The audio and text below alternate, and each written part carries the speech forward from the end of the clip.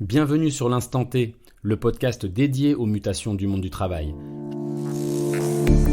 Je suis Guillaume Couder, entrepreneur, influenceur, slasher et surtout passionné de thématiques RH depuis plus de 10 ans. Travail hybride, marque employeur, compétences, quête de sens, l'Instant T décrypte à travers chaque épisode les dernières tendances et enjeux autour du développement des talents. Accompagné d'un thé ou d'un café, prenez une pause et laissez-vous emporter par les retours d'expérience et les témoignages de mes invités en collaboration avec Hult-EF Corporate Education, dont l'ambition est d'accompagner et de former les professionnels dans le développement des compétences indispensables au monde de demain. Une occasion de prendre de la hauteur et de vous inspirer.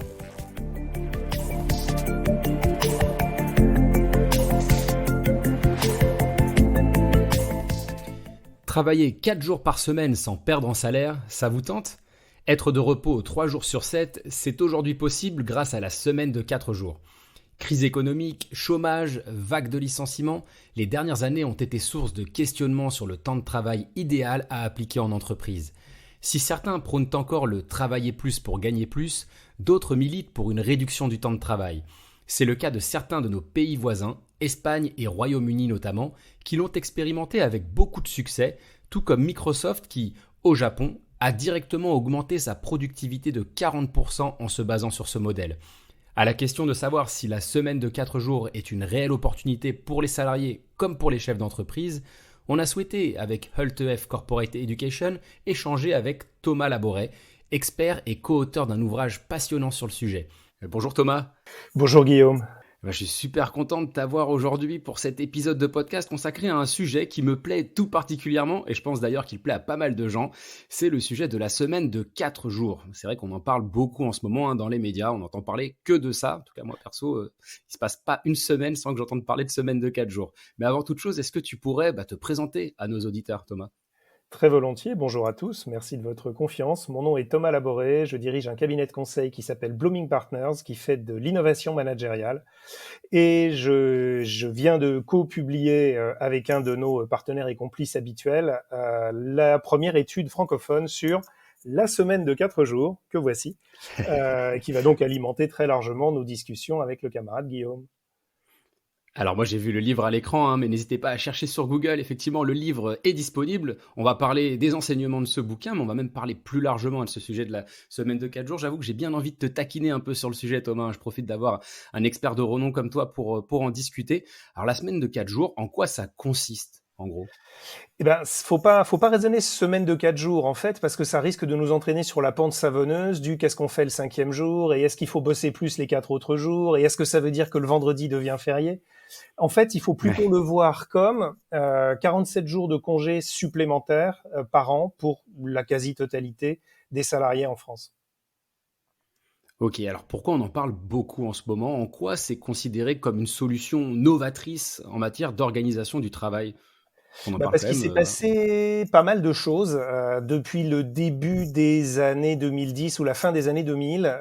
Les évolutions de la société, les évolutions de la géopolitique se sont un peu multipliées et précipitées. Elles ont été largement accélérées, en tout cas dans leur diffusion, par la révolution numérique aussi. Donc les technologies ont aussi joué leur rôle. Et pas mal de gens se sont posé la question du rapport au travail, en disant finalement, travailler, pourquoi pas, mais peut-être que on peut se poser la question de pour qui on travaille. Est-ce qu'on travaille pour le collectif ? Est-ce qu'on travaille pour soi ? Est-ce qu'on travaille pour ses collègues ? Est-ce qu'on travaille pour ses clients ? Est-ce qu'on travaille pour ses actionnaires ? Et toutes ces questions sont devenues particulièrement aiguës pendant le Covid. Parce que du jour au lendemain, on s'est vu tous obligés de travailler de chez nous, donc dans des conditions qui n'étaient pas prévues pour au départ, avec parfois des inquiétudes sur est-ce que je vais pouvoir travailler tout court ? Est-ce qu'il va pas y avoir une crise économique épouvantable ? Est-ce que mon poste va pas disparaître ? Bon, les derniers développements technologiques, là encore, l'intelligence artificielle prédictive, etc., nous amènent à des questions de est-ce que mon job ne va pas disparaître ? Donc les gens se posent des questions sur le travail. Et aujourd'hui, on voit que dans cette question de rapport au travail, il y a un peu deux cultures qui s'affrontent. D'un côté, une culture qui dit « Oh là là, mais l'économie c'est fragile, il se passe plein de choses, il faut travailler plus, il faut faire plus d'études, travailler plus longtemps, être moins longtemps à la retraite, on vit de plus en plus longtemps, il faut que tout ça soit productif. » Et puis d'autre côté, des gens qui disent « Oui, mais la quantité de travail ne suffit pas, le problème c'est la qualité du travail. De plus en plus, on est revenu à un mode quasiment taylorien de travail où on est haché entre une tonne de micro-tâches dont on comprend pas toujours à quoi elles servent à qui, et qui, en tout cas, ne nous donnent pas satisfaction, et ça nous épuise, et on le voit, la conflictualité au travail augmente, le sentiment d'épuisement, les burn-out, etc., notamment pour des postes de type middle management. Donc les gens cherchent, quand je dis les gens, c'est les pouvoirs publics, c'est les managers, c'est les managers, c'est les organisations syndicales, c'est les professionnels du management tels que nous. On cherche, on regarde, on fait des expérimentations. Et là, les entreprises qui se sont dit, allez, je me lance dans la semaine de 4 jours, on verra bien ce qui en sort. Bah, ce qui nous a frappé, c'est que très majoritairement, elles disent « je suis extrêmement satisfait ». Et quand je dis les entreprises, c'est et les employeurs et les employés. Ils nous disent majoritairement, quand je dis majoritairement, c'est plus de 90%, je suis extrêmement satisfait, je suis plus satisfait que ce à quoi je m'attendais. Donc c'est là qu'on se dit, oups, il y a peut-être quelque chose à regarder. Et qu'est-ce qui les a motivés, justement, ces entreprises, à se lancer dans la semaine de 4 jours? Parce que je t'avoue que moi, je rencontre régulièrement des DRH, des patrons qui me disent « Waouh, mais semaine de 4 jours, c'est un gros mot, en fait, pour ces patrons. » Comment on peut les convaincre? Parce que certes, on a des exemples, hein, je pense à des entreprises comme Welcome to the Jungle, comme Iprema, comme Love Radius, enfin des entreprises que j'avais d'ailleurs interrogées dans le cadre d'une interview, et c'est vrai qu'elles sont hyper satisfaites en fait de ce schéma-là, et les salariés le sont aussi. Comment est-ce qu'on peut convaincre des patrons réticents justement à employer cette semaine de 4 jours? Le premier argument, je pense, c'est de leur dire que ça n'est pas une mesurette pour que ces glandeurs de la Gen Y acceptent enfin de venir bosser. Parce que c'est souvent présenté comme ça, et c'est pas ça du tout, en fait. Et c'est pas de ça qu'ils ont besoin pour aller bosser. Non, ce qu'il faut leur dire, c'est extrêmement rentable pour l'entreprise. C'est à zéro investissement économique. Il y a un peu d'investissement en temps des collaborateurs, mais à zéro investissement économique, c'est un véritable levier de croissance. Ça, c'est la première chose. Donc attention, c'est pas une mesure woke ou je sais pas quoi. C'est très capitaliste en fait. Okay. Et la deuxième donc, c'est-à-dire chose que tu réduis le temps de travail, et tu augmentes la productivité mécaniquement. C'est ça. C'est ça en fait qui est peut-être un peu difficile à concevoir. C'est ça qui est difficile à comprendre. Parce qu'on a tendance à raisonner sur la base des expérimentations antérieures concernant le temps de travail, et notamment les fameuses 35 heures. Il y a des gens qui se posent la question de est-ce que ça a réellement créé de l'emploi. Il y a des gens, par exemple dans l'hôpital, qui disent ça a en tout cas largement détruit les conditions de travail, l'attractivité du métier et la qualité des relations et des soins avec les patients. Donc forcément, les gens se disent oh là là, qu'est-ce qu'ils vont encore faire? Ils vont encore réguler, une bande de technocrates dans un bureau va réguler à quelle heure on arrive, à quelle heure on part, qu'est-ce qu'on fait, pendant combien de temps on se lave les mains. Or, c'est pas ça du tout la semaine de 4 jours. Les entreprises qui ont réussi et qui sont satisfaites se disent bon, moi, qu'est-ce que j'ai fait? J'ai dit à mes salariés, on voit bien que aujourd'hui, et ça ne fait que s'aggraver, le Covid a été un moment d'aggravation, mais c'est plus large que ça. On voit bien qu'avec le numérique, on passe son temps à hacher notre temps. Je suis en réunion, ah oui, mais là, pardon, j'ai une alerte, il faut que je traite. Et puis alors, ah oui, mais non, alors ça, c'est pas une alerte professionnelle, c'est une alerte de mes enfants parce qu'à l'école, il se passe quelque chose. Et puis à Flûte, j'ai un rendez-vous de médecin. Ah oui, puis alors attends, il y a mon asso aussi qui se réunit ce soir et j'avais dit que j'apportais les croissants. On est en permanence interrompu par une interpénétration d'obligations professionnelles, associatives, politiques, religieuses, de loisirs, de famille, médicales. On a une journée qui est ultra fractionnée en fait. Donc moi, chef d'entreprise, ce que je vous dis, c'est les gars, on va se débrouiller pour vous filer à tous, mais pas forcément le même pour tous, un jour ouvrable chaque semaine où vous faites tous les autres trucs. En contrepartie, j'attends que quand vous êtes, les 4 jours où vous êtes vraiment en train de bosser pour moi, vous faites que bosser pour moi, s'il vous plaît. Alors du coup, comment on va faire pour arriver à ça? Moi, patron, je vais pas vous dire comment faire parce que je vais vous dire des bêtises. Je vais vous dire comment je ferais à votre place. Et je suis pas à votre place. Mais vous, je vous fais confiance. Je sais que vous avez plein d'idées sur comment ça se passe sur votre poste de travail au quotidien. Alors, dites-moi comment faire pour que, en 4 jours, vous en fassiez au moins autant qu'aujourd'hui en 5. D'ailleurs, on va contractualiser, et c'est ça la clé. On va contractualiser. Je veux que, à l'issue de cette expérimentation, la productivité est augmentée, la satisfaction client est augmentée, l'absentéisme, je veux qu'il soit quasiment éradiqué. Alors, il y aura toujours l'accident, tu vois, la route est bouchée, je me suis cassé la figure, je vous le souhaite pas. Oui, tu as toujours des aléas, en fait, à 4 ou à 5 jours. Mais des aléas. Mais qui est plus j'en sors plus, je pose un jour de congé maladie pour en fait bosser, mais voilà, mais que ça passe. Ça j'en veux plus. Voilà. Et je vous liste comme ça 4 ou 5 indicateurs, et je veux que ces indicateurs progressent à la fin de l'expérimentation. Maintenant, vous vous débrouillez, vous êtes grand. Et ce qu'on observe, c'est qu'effectivement, les gens à qui on dit « j'ai confiance en toi », je sais que t'es pas un tir au flanc, je sais que tes conditions de travail sont améliorables, elles le sont toujours, et qui mieux que toi peut les améliorer? Les gens à qui on dit ça. Et en contrepartie, donc tu as ce jour ouvrable hebdomadaire pour vivre ta vie, littéralement. Donc je ne te paye pas moins, je ne te paye pas plus, mais tu as un jour de vie par semaine en plus. Et moi, ça ne m'a rien coûté puisque je te paye pas plus. De vie privée, de vie perso. Parce que la vie professionnelle, ça reste quand même la vie. Mais ça peut être aussi Enfin, la quand vie on cite. professionnelle. Il y a des gens qui en profitent Ouais. pour, à titre bénévole Ouais, ou c'est vrai. rémunéré, pour donner des cours, reprendre des études, faire des petits travaux, accompagner des personnes en situation de dépendance, etc., etc. Donc ça peut être aussi un engagement à agir et pas simplement au repos. Et, Ouais. et ça c'est vraiment intéressant parce que ça m'amène à une autre remarque qui est que les entreprises qui ont réussi se sont aussi aperçues que ça ne réussissait que par le collectif. Je veux dire par là que par opposition à des dispositifs comme le télétravail, comme les RTT, etc., où chacun se dit, bah moi ça m'arrange le mercredi pour mes enfants, le lundi pour mon club de je sais pas quoi, voilà. Là les gens sont obligés de se dire, bon bah moi je suis pas là le lundi. Bah ouais, mais Loulou, le lundi c'est le jour où on reçoit les commandes et il y a que toi qui as la relation avec les fournisseurs. Si t'es pas là le lundi, tu nous plantes. Donc comment on fait? Tu peux pas Ok. prendre le mardi plutôt? Ou alors tu prends un lundi Donc, tu es sur deux, obligé de tu peux raisonner prendre équipe, quelqu'un quoi, en pour le fait. lundi sur... Sinon, tu plantes l'entreprise. Et comme il faut pas que l'entreprise se plante, parce que sinon la productivité, la satisfaction client, le machin, on les aura pas. Donc le patron, il va dire c'est bon, fin de la récré, on revient à 5 jours. On est Ouais. obligé de raisonner équipe. Et on est obligé de dire, attends, Ouais. comment j'optimise, comment je trouve l'optimum entre l'efficacité de l'équipe et mon organisation personnelle. Donc, on va devoir se confier aux autres, dire, ouais, mais moi, le lundi, ça m'arrange pas, et toi, qu'est-ce que t'en penses? D'accord, alors, pas au-delà de 17 heures. Et les gens vont devoir, comme ça, se faire confiance mutuellement. Donc, ça joue aussi sur Ouais. la conflictualité au travail, etc. Le patron fait confiance aux employés, les employés se font confiance mutuellement, ils font confiance au patron, et on bâtit un collectif qui, ensemble, va trouver les myriades de mini-optimisations qui font que, oui, on se prend régulièrement quand je dis augmentation de productivité, c'est pas plus 5%, c'est plus 30, plus 40. C'est significatif. Ok. Ah oui, d'accord.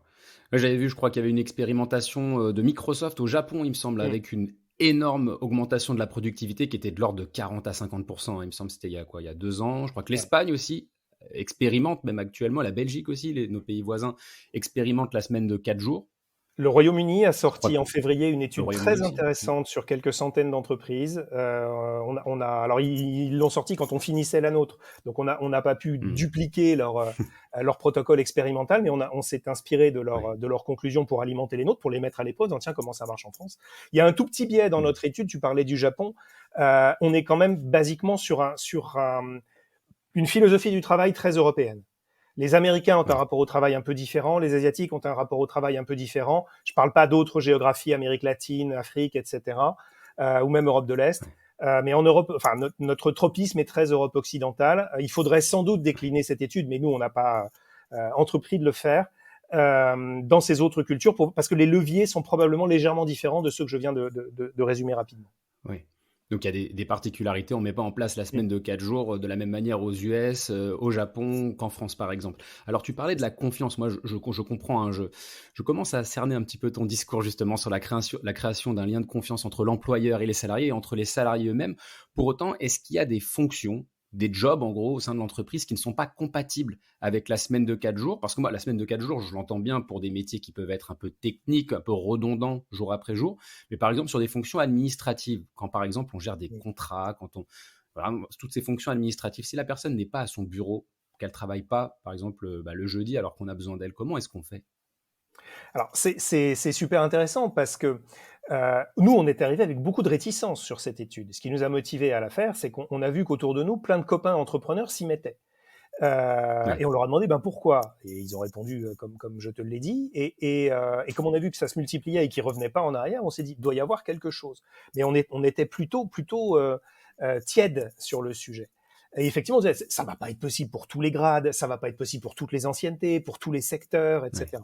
Et en vrai, on a trouvé assez peu d'exceptions, et à chaque fois, c'était des exceptions plutôt individuelles. C'était, ouais, mais moi, je suis tellement près de la retraite. Si vous me perturbez encore mon rythme de travail, mon temps Ouais. d'adaptation va être plus long que le temps que je vais encore passer dans l'entreprise. Et pendant ce temps-là, je vais être inefficace et je vais embêter tout le monde. Je vais être le boulet qui tire les gens vers le bas. Puis ça va être très désagréable pour moi, évidemment. Donc, on n'a pas intérêt à fonctionner comme ça, vous êtes d'accord?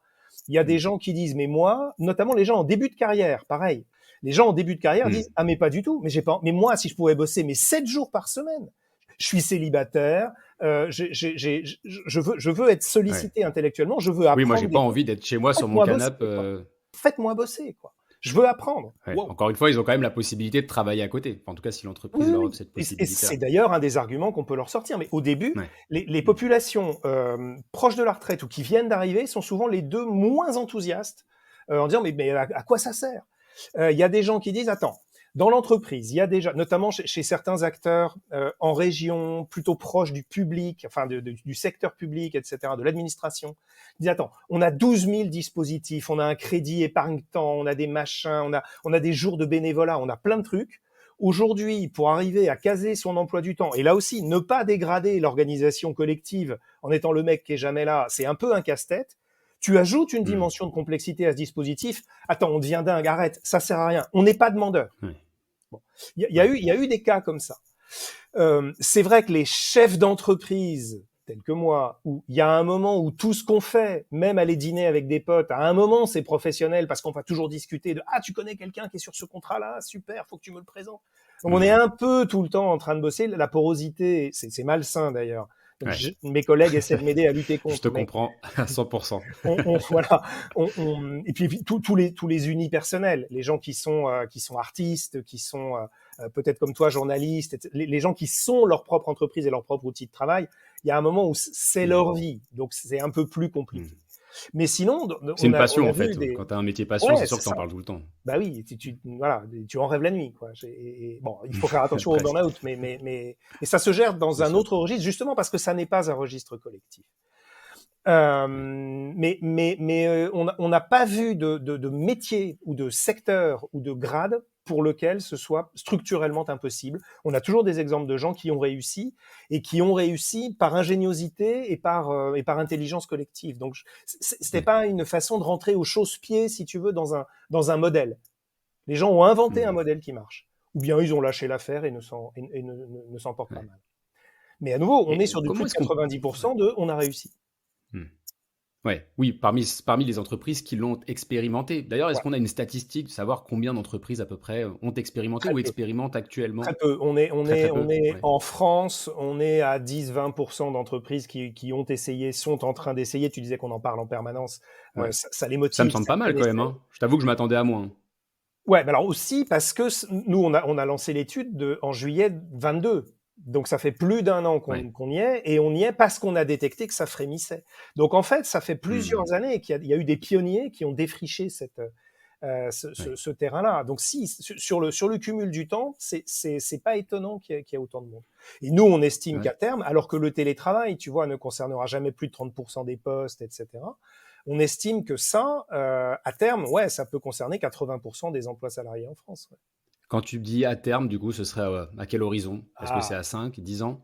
C'est sans doute moins que ça. Ça va dépendre des entreprises. Ça peut être à 3 ans. Ça va dépendre de l'attitude des pouvoirs publics. Le gouvernement nous concocte une loi travail pour la rentrée, là. Nous, on est un peu partagés. Il y a des personnalités politiques de premier plan qui sont très favorables à la semaine de 4 jours, et tant mieux. Nous, on se pose la question parce que justement, les gens ont été un peu échaudés par les 35 heures. Je suis pas sûr que le vecteur législatif ou réglementaire soit prioritaire. À un moment, il faudra bien s'assurer qu'il n'y a pas de débordement, s'assurer qu'il n'y a pas d'exploitation, s'assurer qu'il n'y a pas de violation implicite du droit du travail. Sur le papier, ça ne se voit pas, mais enfin, il y a peut-être quelques inspecteurs du travail qui vont dire « Attendez, c'est quand même bizarre dans cette entreprise. » Bon, donc, ça me gêne pas qu'à un moment, l'État vienne jouer son rôle de chef d'orchestre et dise « Attendez, je regarde un peu quand même. » Par contre, je suis pas sûr qu'une loi, parce que par définition, une loi, c'est généralisant, puisse refléter l'extrême multiplicité de petits cas particuliers très malins qu'on a trouvés.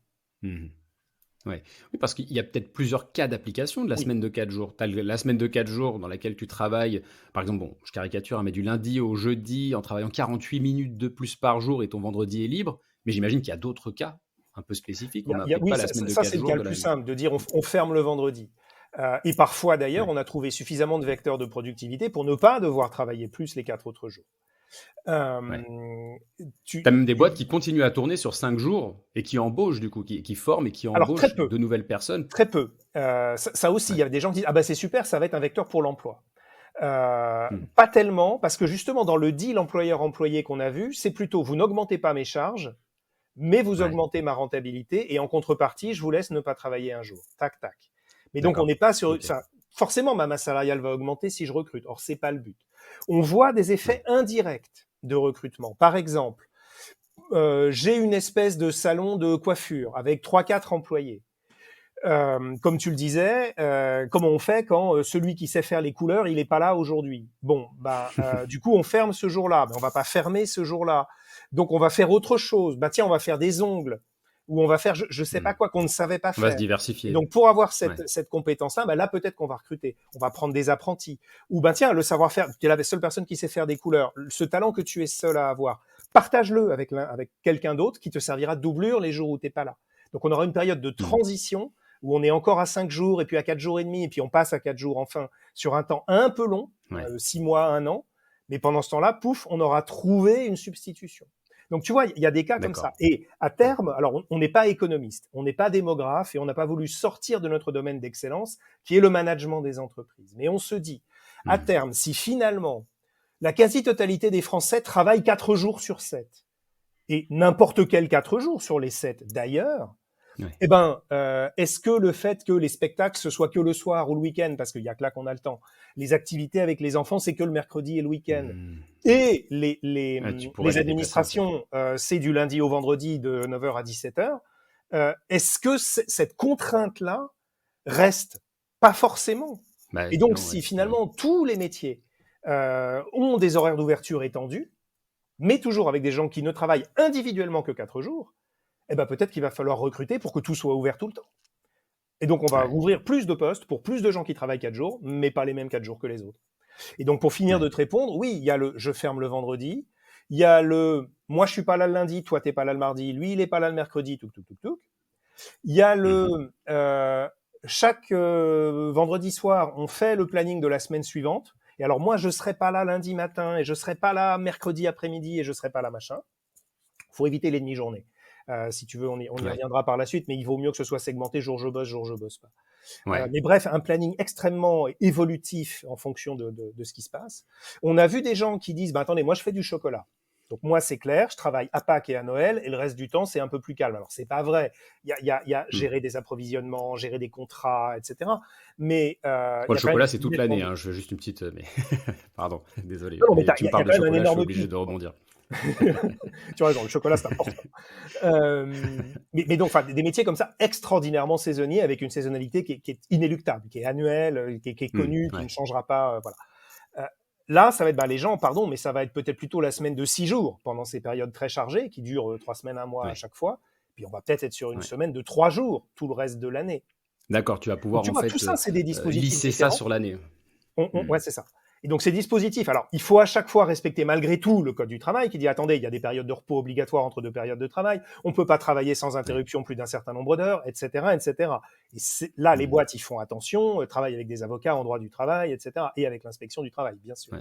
Mais voilà, je t'ai listé 4, 5 grands dispositifs, sachant que les Hmm. modalités qui permettent de respecter ces dispositifs vont être extrêmement variables d'une entreprise à l'autre. Elles vont aller Ouais. jusqu'à la configuration des locaux de travail, Ah bah oui. l'organisation entre présentiel et télétravail, l'équipement des collaborateurs en outils numériques, pour justement ne pas se tromper sur et toi t'es là quel jour, etc., Hmm. etc. On a vu des gens Ouais. qui disaient attends, nous le problème c'est d'aller faire le plein d'essence parce qu'il n'y a pas de pompe à essence proche du siège. Donc, est-ce Ah qu'il oui. vaudrait mieux pas qu'on fasse évoluer le siège, y compris en termes de sécurité incendie, d'autorisation, etc., pour stocker du carburant dans les locaux? Donc, Ok. ça semble des choses idiotes d'organisation bête, tu vois. Mais en vrai, c'est Ouais. ça qui libère 20 minutes par-ci, multiplié par le nombre de collaborateurs, 1 heure par là, multiplié par le nombre de semaines. Et oui, on les trouve, les 30% de productivité et la journée libérable pour tous. Ouais, tu as une énorme anticipation quand même, hein, à prévoir. Du coup, est-ce que tu aurais une checklist, un peu comme si tu partais en voyage, tu vois, ce qu'il faut mettre dans ta valise? Bon, je suis patron aujourd'hui, à quoi il faut que je réfléchisse Quelle est la checklist justement d'une bonne mise en place de la semaine de 4 jours? Franchement, c'est une question qui n'est pas évidente, hein, je te l'accorde. La première chose, c'est te poser la question de ta motivation et de celle de ton comité directeur, ton comité exécutif, enfin les gens qui font la gouvernance de la boîte avec toi. Pourquoi on veut ça? On veut ça parce que c'est trendy. On veut ça parce que on va être les premiers de notre secteur à le faire, Coco. Donc en termes d'attractivité de notre marque employeur, ça va être génial. Pendant les 6 mois où on Ouais. sera les seuls à le faire. Bon. Oui, si Voilà. on communique dessus, hein, parce que c'est vrai qu'il y a des Oui, boîtes en qui plus. peuvent appliquer ça, mais derrière, voilà. Marque Donc employeur, il faut communiquer à c'est fond. quoi la motivation? Si c'est une motivation court-termiste, ça va pas fonctionner.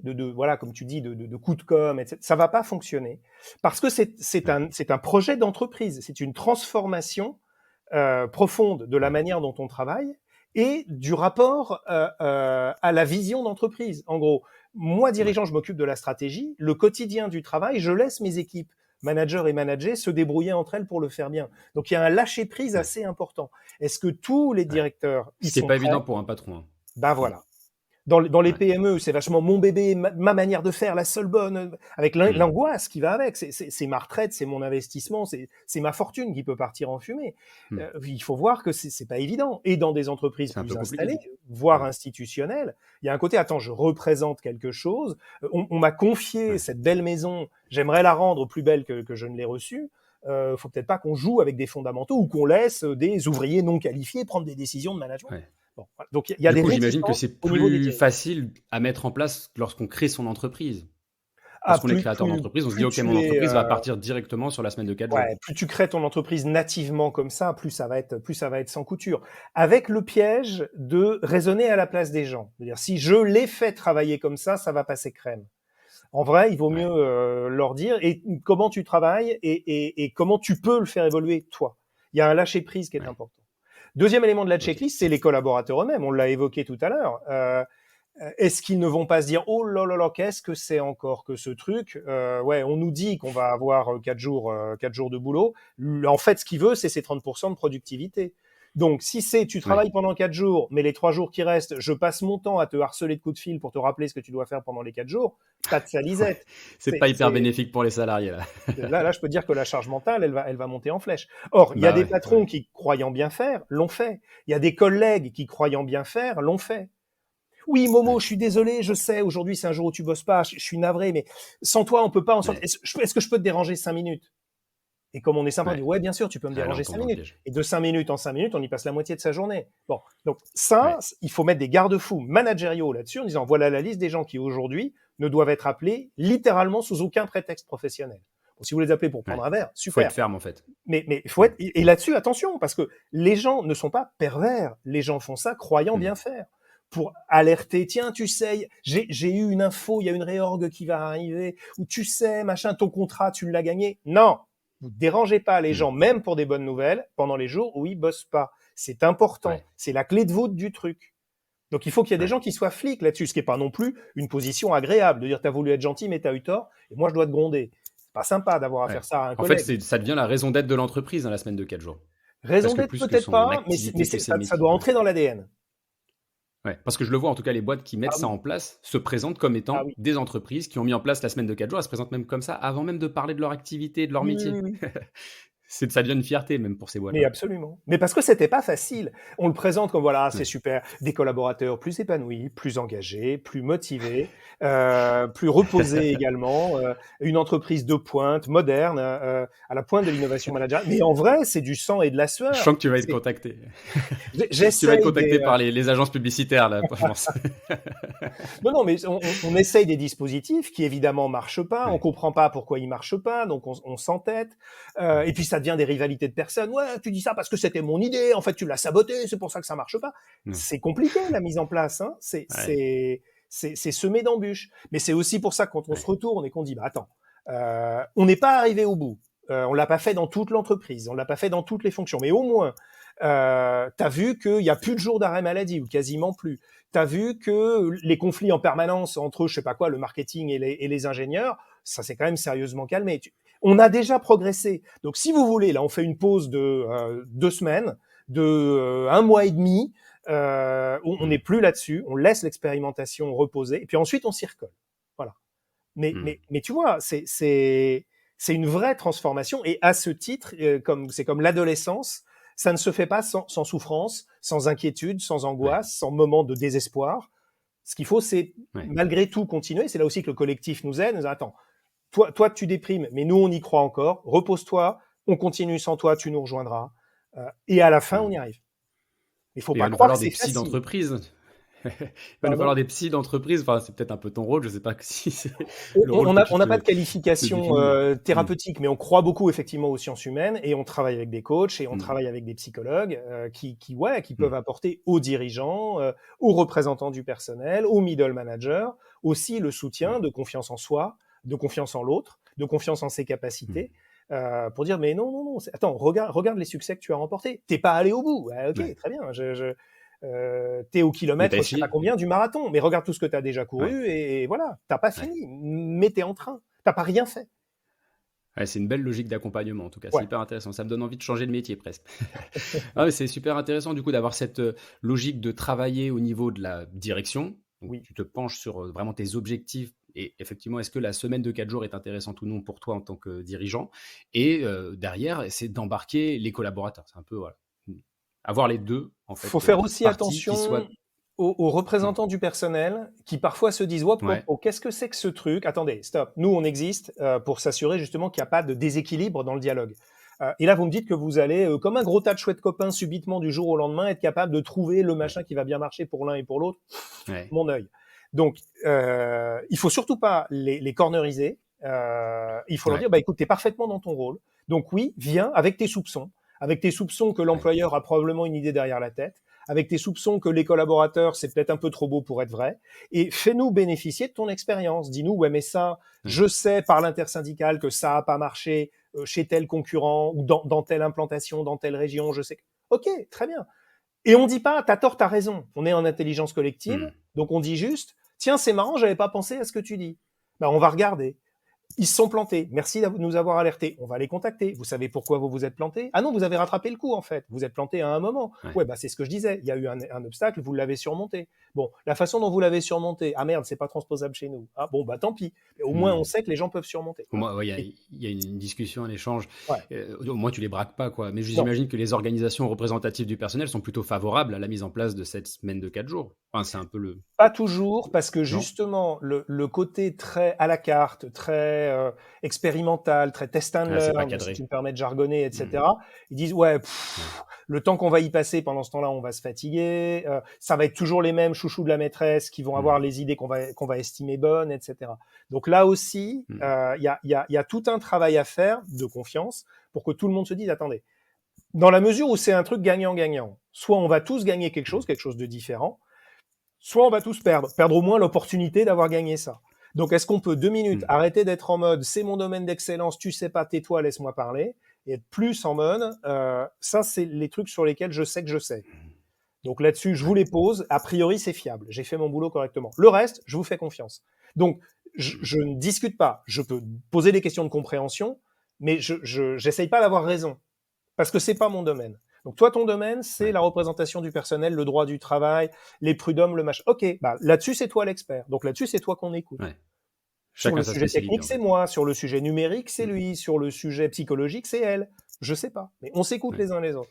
Et si on part sur ces principes d'intelligence collective, on devrait y arriver. En tout cas, les entreprises, beaucoup d'entreprises ont réussi. C'est aussi ça qui est satisfaisant, c'est cet effet de masse. Ils ne sont pas tous trompés, ils ne sont pas tous tombés dans un piège. Ouais. Puis la plupart des boîtes qui s'y sont mises ont réussi, a priori. Oui. En tout cas, les retours d'expérience sont plutôt positifs. Alors tout à l'heure, tu as effleuré du doigt le sujet du droit du travail. Est-ce que le droit du travail n'est pas justement trop contraignant? On sait que c'est quand même une particularité française, le code du travail. On sait que nos voisins adoptent la semaine de 4 jours, ils sont hyper friands de ce truc-là. Nous, est-ce qu'arrive un moment, ça ne va pas être problématique, justement, ce droit du travail qui n'est pas ultra souple, il faut le dire? Il n'est pas ultra souple sur l'entrée et la sortie. Il n'est pas ultra souple sur les qualifications, les corps grades, les machins. Sur l'organisation du travail, modulo quelques éléments que j'ai évoqués tout à l'heure de durée continue du travail, de temps de repos, de minimum de temps entre 2 temps de repos, etc. Il n'est pas si contraignant que ça. En tout cas, on n'a pas vu d'expérience dans le monde Europe de l'Ouest, on va dire Union européenne. On n'a pas vu d'exemple où ça a chopé sur le droit du travail. y compris en France. Ouais, d'accord. Ou chez les Ok, Scandinaves, bah, où c'est c'est rassurant. assez gratiné aussi. Donc Il en y a fait, il n'y a eu pas parfois d'excuse, quoi. des négociations, des accords d'entreprise qui ont dû être Ouais. signés, etc. Parce que ça venait, par contre, percuter Mm. l'accord sur la réduction du temps de travail ou des choses comme ça, mais qui sont des accords pas d'ordre public, qui sont internes à l'entreprise ou Mm. internes à la branche. Mais on Ouais. n'a pas vu d'impératif bloquant. Ok, ça marche. Alors, j'aime bien, moi, les petites questions aussi un peu anecdotes. Là, on arrive à la fin de cet enregistrement. Franchement, c'est passionnant. La semaine de 4 jours, je pourrais en parler pendant au moins 4 jours déjà. Mais du coup, est-ce que tu as des exemples, des anecdotes un peu vécues, sans forcément citer l'entreprise, hein, si tu n'as pas envie d'en citer, il n'y a aucun problème, mais des mises en place justement de semaines de 4 jours dans certaines boîtes avec, je sais pas moi, des salariés particulièrement satisfaits, qui remercient leur employeur, des cas un peu particuliers aussi de pères ou de mères de famille qui ont remercié, je sais pas moi, leur patron justement d'avoir un peu plus de temps pour eux. Je sais pas s'il y a des anecdotes comme ça. Moi, j'avoue, j'aime bien les petites anecdotes. Il y a un sujet qui m'intéresse parce qu'on a tendance à le faire passer sous le tapis. Il y a déjà des gens qui bossent 4 jours. Il y a des gens qui sont mis à Ouais. ce qu'on appelle 4/5e. Mm. Souvent des mamans, parce que malheureusement on est dans un modèle où c'est les mamans qui s'occupent des enfants. Bon, super. Mhm. Faudrait aussi travailler un peu patriarcat à cette occasion-là. Ouais. Mais quoi qu'il en soit, ces gens-là, ils sont à 4/5e de temps et 4/5e de salaire. Donc, quand on leur dit Ouais. subitement tout le monde va être à 4/5e de temps et 5/5e de salaire, ils disent vous êtes mignons, mais j'ai un peu le sentiment de m'être fait enfler dans cette affaire. Ah, ouais. Oui. Donc là, il y a eu des discussions sur ouais, alors d'accord, mais alors pour rétablir, ça veut dire qu'il faudrait que tu bosses 47 minutes de moins chaque jour, mais alors avec peut-être un rattrapage des années bissextiles du coup, parce que bon. Et puis alors Waouh. attends, si jamais Ça c'est va des loin. années où le 1er et le 8 mai tombent des dimanches, alors forcément, tu as moins de jours de repos mécaniquement. Bon, puis finalement, les gens ont dit ok, bon, on va pas s'en sortir parce que pareil, on va vouloir faire des calculs mathématiques très fins qui ne reflètent pas la réalité du Ouais. ressenti des collaborateurs. Donc on va faire un truc beaucoup plus simple. Ok, donc tout le monde est à la semaine de 4 jours, mais alors il y a des gens qui, parce qu'ils étaient pionniers, ont accepté d'être payés un peu moins. Du coup, ça veut dire qu'eux, ils vont être au mois de 15 jours en fait. Ouais. Tu vois, tu Ok. décales de la Ouais. semaine au mois, et donc tout le Ouais. monde est sur une C'est semaine de 4 intéressant, ça. jours, mais il y a des Ouais. gens qui sont pas sur la même durée de mois, et ceux-là sont un peu moins payés. Ouais, donc tu as vraiment des cas particuliers. Ça va nécessiter vraiment pas mal d'adaptation, hein. Ouais. Oui, Est-ce oui, que c'est le oui. rôle des RH, ça, justement, que de faire ça parce Alors, qu'ils sont pas forcément habitués à travailler là-dessus? à nouveau, c'est un travail collectif. C'est un projet d'entreprise, donc ça doit être absolument sponsorisé, enfin poussé par la direction générale.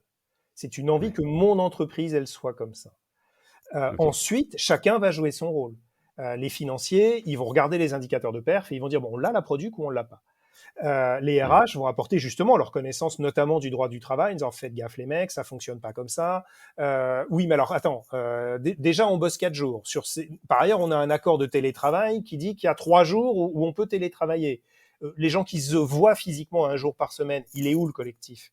Comment on compense ça? Je dis pas qu'il faut pas le faire. Je dis qu'est-ce qu'on trouve comme dispositif? Nous, chez Blooming Partners, on utilise le métavers, par exemple, pour trouver des Mhm. espaces dans lesquels on se retrouve. Et pas forcément on se retrouve pour travailler, mais on se retrouve pendant les Mhm. heures ouvrables, bon, etc. Les middle managers ne doivent pas dicter comment leur équipe doit travailler, mais ils doivent apporter leur seniorité. Moi, je sais Ouais. que dans une autre boîte où j'étais, parce que je suis un peu plus vieux, sinon je serais pas chef, c'était comme ci, comme ça. Ou attendez, moi, en tant que Mhm. chef, vous me compliquez la vie si vous vous organisez comme ça, parce que du coup, je suis plus informé de rien. Vous faites sans moi, d'une certaine façon. Or, j'ai des comptes à rendre aux clients dont je suis responsable de compte, etc. Donc, j'ai besoin de circuits d'information différents. Voilà. Que chacun exprime Mhm. ses irritants, ses espoirs, et qu'on trouve par Ouais. consentement, pas par consensus. Le consensus, c'est ouais, Mhm. fais comme ça, je m'en fous. Le consentement, c'est j'ai fait attention à ce que rien de ce que je fais ne te nuise. C'est Ouais. beaucoup plus engageant, mais Ok. c'est beaucoup plus long à mettre en Ouais. place. Par consentement, on Ok. va trouver une façon que chacun dise ouais, ok, ça c'est un mode de fonctionnement qui ne me nuit pas, et qui, enfin, personne ne me dit que ça lui nuit. Donc, j'estime que c'est un bon mode de fonctionnement, je signe. Et chacun va apporter Ok. sa pierre à l'édifice. C'est pas un projet RH, c'est un projet d'entreprise, où les RH ont un Mhm. rôle à jouer comme dans toute entreprise. Ouais, je pense que ça va les rassurer, les RH qui nous écoutent. On a beaucoup de RH qui nous écoutent. On les salue J'espère. d'ailleurs. Donc merci Thomas pour ce propos rassurant vis-à-vis de notre public RH qui nous écoute aujourd'hui. Si on devait faire une petite conclusion, un petit résumé un peu, la thèse et l'antithèse, le positif et les écueils à éviter pour mettre en place cette semaine de 4 jours, qu'est-ce que ce serait Thomas? Bah, plus j'y réfléchis, plus je me dis qu'indépendamment de toute considération d'entreprise, c'est probablement un progrès social qui s'inscrit complètement dans tout ce qui se passe depuis l'an 2008 en matière d'évolution de la société. Plus inclusive, plus poreuse, plus solidaire, etc. Je pense que c'est quelque chose qui va faire souche, et pas que dans l'entreprise. On va penser comme ça. Je dois cloisonner davantage mes différentes activités pour moins me disperser. Voilà les jours où je travaille, voilà les moments de la journée où je travaille, voilà ceux où je médite, voilà ceux où je crée, voilà ceux où je m'engage, voilà ceux où je sais pas comment dire ça en français, je care, je m'occupe de quelqu'un, de quelque chose, etc., etc. C'est mieux pour eux tous, pour ceux qui en bénéficient de mon effort, et c'est mieux pour ma santé mentale. Mmh. Et il se trouve que la façon dont les entreprises l'ont mise en œuvre est aussi un levier de rentabilité pour les entreprises qui en ont bien besoin dans un monde Ouais. post-Covid, avec la guerre en Europe, avec le réchauffement climatique, etc. C'est une façon de créer de la richesse sans voler de l'argent à quiconque. Donc ça, pour moi, c'est la thèse. C'est Ok. réellement porteur d'espoir, sans, alors, motorisé, bien sûr, par des révolutions technologiques, plein de choses sur la pensée managériale, sur les sciences humaines, etc. Hein, c'est quand même assis sur des choses solides, mais sans effort, sans investissement mécaniste, des humains réussissent à faire quelque chose qui font que les humains vont mieux et l'économie aussi simultanément. Ça, c'est la thèse. Ouais. Tu me L'antithèse, dis c'est c'est que, porteur d'espoir. voilà. L'antithèse, c'est comme disait Goethe, ce n'est qu'à l'issue des pires calvaires que l'humanité a pu dresser les pierres blanches de ses victoires les plus éclatantes. Donc, c'est un travail C'est de porteur d'espoir longueur. aussi, du coup. Oui, oui, oui. Ça prend des mois. Il y a des périodes de découragement. Il y a des conflits latents qui vont apparaître à ce moment-là, dont ça va être le révélateur. Il va falloir les gérer comme on gère tout conflit, comme on gère toute situation d'emprise dans les entreprises. Voilà. Ça va. Mon co-auteur Francis Boyer de Innovation Managériale, qui est un type brillant et qui a réfléchi à ça depuis des années, a une très belle métaphore. Il dit, c'est comme un déménagement. Ça va être l'occasion de trouver sous l'armoire qu'on n'a jamais déplacée les vieilles lettres d'amour qu'on avait oubliées. Et alors maintenant, quand on les relit, on dit mon Dieu, quoi. C'est l'occasion de tout mettre dans des petites boîtes un peu bien rangées, avec enfin tous les DVD dans la boîte de DVD qu'on regardera plus jamais parce qu'on a Netflix, les vieilles chaussettes dans la boîte de vieilles chaussettes, etc. Et plus des chaussettes qui calent les DVD entre eux, tu vois ce que je veux dire. Mais c'est aussi un deuil, un déménagement. On le sait, les trois choses Ouais. les plus perturbantes qui puissent vous arriver, c'est une rupture sentimentale, un décès ou un déménagement. C'est Ouais. ça qui vous fait passer par la courbe de Kubler-Ross, etc. Donc c'est exactement ça la semaine de 4 jours. À la fin, vous serez énormément départi du poids du passé, vous vous serez allégé, vous aurez bien rangé les choses dans votre entreprise, dans la façon dont vous travaillez, mais en contrepartie, vous aurez dû faire le deuil de beaucoup de choses. Donc Ouais. le résultat est porteur d'espoir. Et évidemment, l'effort à faire, il est pas neutre. Mesurez-le. Mesurez-le dans le pas de temps que vous vous imposez, le rythme de marche que vous vous imposez. Ne perdez pas de gens en route, n'épuisez pas de gens, et vous allez tous y arriver, tous ensemble. Ouais. On pourrait résumer ça peut-être par la notion de courage, du coup. Je sais pas si c'est une D'audace, j'ai notion qui est envie de dire, adaptée. plus que courage. Courage, Audace. c'est quand tu es confronté à quelque Ouais. chose qui te fait peur et où tu dis, j'y vais Mm. quand même parce que le jeu en vaut la chandelle. Là, c'est plus de Ouais. l'audace, du pourquoi pas, du essayons, du on verra bien. Et même si on n'arrive Mm. pas au bout, même si on fait pas la semaine de 4 jours pour tous, ou pas du tout, ou quoi que ce soit, le chemin nous aura vraisemblablement appris plein de choses sur nous-mêmes, sur pourquoi on n'est pas encore mûr, mais on le sera peut-être dans 1 an, dans 2 ans, dans 4 ans. Voilà, vous aurez progressé. Moi, ma recommandation, c'est réfléchissez-y. Vous lancez pas tout de suite. Réfléchissez-y. Voyez si vous y croyez ou pas. Si vous en avez envie ou pas, vous forcez pas. Si vous en avez envie, tentez le coup. Et puis ça Mm. marche pas. On verra bien. Ok. Bah écoute, top, hein, Thomas, merci beaucoup. Donc la semaine de 4 jours, c'est un projet qui est audacieux, hein. Voilà, c'est ce que je vais retenir de notre échange et qui apporte beaucoup, beaucoup de bonnes choses, aussi bien au patron, à l'employeur qu'aux salariés. Un grand merci Thomas pour tous ces éclairages hyper précieux. Franchement, ce sujet est passionnant et voilà, je pense que je vais réécouter en boucle cet enregistrement. Merci Guillaume de tes questions et de ta bienveillance. Merci à toi. Vous venez d'écouter un épisode de l'Instant T, le podcast dédié aux mutations du monde du travail en collaboration avec Hult-EF Corporate Education. Merci. On espère que vous avez pris autant de plaisir à l'écouter que j'en ai pris à l'enregistrer. Si tel est le cas, n'oubliez pas de vous abonner sur votre plateforme préférée et à nous laisser un commentaire. Je vous retrouve très vite avec thé ou café pour un nouvel épisode inspirant.